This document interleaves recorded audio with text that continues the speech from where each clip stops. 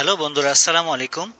তোমরা যারা কলেজে ভর্তির জন্য আবেদন করেছো এবং কেউ এখনো করনি, করবা, তো তোমাদের জন্য একটি গুরুত্বপূর্ণ নিউজ, সেটি হচ্ছে কলেজে আবেদনের রেজাল্ট কবে দিবে। তোমরা যে আবেদনটি করেছো সেটি সর্বশেষ সময় রেজাল্ট কবে দিবে এবং রেজাল্ট পাওয়ার পরে যারা পছন্দসই কলেজ পাবে তাদের করণীয় কি থাকবে, এবং যারা কলেজ পাবে না অথবা পেলেও পছন্দসই কলেজ পাবে না তাদের জন্য কি কি অপশন রয়েছে, সেই সকল বিষয়ে তোমাদেরকে একটু আহ, সংক্ষেপে ধারণা দেওয়ার চেষ্টা করব। তো বন্ধুরা, ভিডিও শেষ পর্যন্ত থাকো, আশা করি তোমরা উপকৃত হবে। তো শুরু করতে যাচ্ছি আমাদের আজকের আপডেট। তো আমরা আমাদের শিক্ষা বোর্ড, বাংলাদেশ এডুকেশন বোর্ডের যেই সার্কুলারটি রয়েছে সেখান থেকে আমরা এই সময় সম্পর্কিত যেই পেজ, সেই পেজটি আমরা প্রথমে দেখে নিই। এখানে দেখাচ্ছে যে ভর্তির জন্য অনলাইনে আবেদন গ্রহণের সময়, যেটা 26/5/2024, অর্থাৎ গত 26 তারিখ থেকে শুরু হয়ে আগামী মাস, অর্থাৎ আগামী জুন মাসের 11 তারিখ পর্যন্ত চলবে।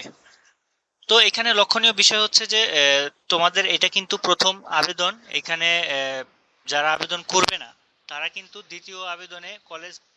দ্বিতীয় আবেদনে নতুন করে আবেদন করার কোনো সুযোগ নেই। শুধুমাত্র সেকেন্ড চয়েসে তারাই আবেদন করতে পারবে যারা প্রথমবার আবেদন করেছিল, কোনো কলেজ পায়নি। তো তারপরে দুটি বিষয়, সেটি তোমাদের বিষয় না, সেটি তাদের বোর্ডের কাজ, আবেদন যাচাই বাছাই ও অনাপত্তি নিষ্পত্তি, শুধুমাত্র পুনর্নিরীক্ষণের ফলাফল। এইখানে পুনর্নিরীক্ষণের বিষয়টা হচ্ছে যারা খাতা পুনরায় দেখার জন্য আবেদন করেছো অথবা অর্থাৎ বোর্ড চ্যালেঞ্জ করেছো, তাদের রেজাল্টের ভিত্তিতে যেই কলেজগুলো আসবে সেগুলো বিবেচনার জন্য এই 12 এবং 13 তারিখ নির্ধারণ করেছে। পছন্দক্রম পরিবর্তন, তোমরা যারা আবেদন করে ফেলেছো অলরেডি, তারা যদি কোনো কলেজ বাদ দেওয়া বা সংযোজন করা বা উপরে নিচে করতে চাও, অর্থাৎ পছন্দক্রম প্রথম থেকে শেষে বা শেষের থেকে উপরে প্রথম দিকে আনতে চাও, সেই সময় হচ্ছে 12 এবং 13 তারিখ।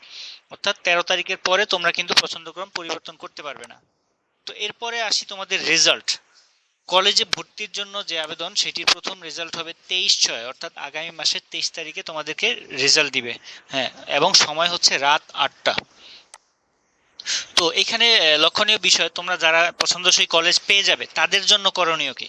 তাদের জন্য সর্বপ্রথম করণীয় হচ্ছে, তোমরা যখন রেজাল্ট পাবে তখন SMS এবং তোমাদের প্রয়োজনীয় কাগজপত্র, যেমন অ্যাডমিট কার্ড, তোমাদের ছবি, এই সকল বিষয় নিয়ে প্রথমে কলেজে চলে যাবে। অবশ্যই যে কলেজে টিকেছ সেখানে দেখবে নোটিশ বোর্ডে তোমাদেরকে প্রয়োজনীয় চাহিদাপত্র দিবে, কোন কোন ডকুমেন্ট লাগবে সেগুলো জমা দেওয়া সাপেক্ষে এবং কলেজের ভর্তি ফি জমা দেওয়া সাপেক্ষে তোমরা দ্রুতই ভর্তির কার্যক্রম কলেজের দেয়া ডেট অনুযায়ী সম্পন্ন করে ফেলবে। এবং এরপরে যারা পছন্দসই কলেজ পাবে না এবং পেলেও মানে নিজের পছন্দের যেটা চাচ্ছে সেরকম পায় না, অন্য কলেজ পেয়েছে যেটাতে তুমি ভর্তি হতে চাও না, সেই সকল কলেজ পেলে তোমাদেরকে অবশ্যই দ্বিতীয়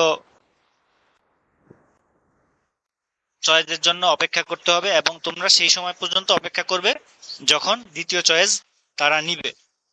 তো দ্বিতীয় চয়েসের সময় এখানে দেখা দিয়েছে, দ্বিতীয় পর্যায়ে আবেদন গ্রহণ শুরু 30/6, অর্থাৎ আগামী মাসের 30 তারিখ থেকে তারপরের মাস, অর্থাৎ জুলাই মাসের 2 তারিখ, অর্থাৎ মোট 3 দিন সময় থাকবে দ্বিতীয় পর্যায়ে আবেদন গ্রহণ।